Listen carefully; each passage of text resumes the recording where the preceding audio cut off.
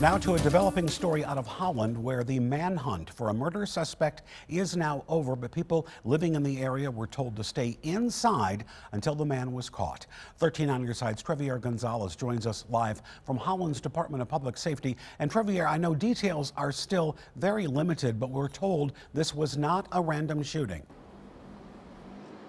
Yes, Kirk, that is correct. The officials here with the Department of Public Safety here in Holland say, according to witnesses, the victim knew the suspect. But other than that, we have just not been told any real additional information. Now, Holland police tell us that they were called around to Abbey Court around 3 o'clock this morning. This happening in a housing complex at the end of a cul-de-sac in the Holland Heights neighborhood.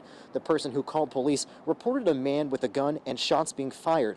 We're told officers surrounded the area and found the victim in a car with multiple bullet holes right there through the window of that vehicle right there. Just outside the complex is where this happened. The person was pronounced dead at the scene and has not yet been identified. The suspect, who has also not been identified publicly, was able to run away. Now, in addition to a SWAT-like response and resources like a canine units and a drone, those were used to help officers find the man. But it was dispatchers who eventually received a call about a suspicious person possibly matching the description of that suspect. Police were then able to take that man into custody near the corner of 12th Street and Dartmouth Avenue. This happening at 8:25 this morning. Now, that is just under a mile northwest of that housing complex, and it's also right next to Holland Heights Elementary.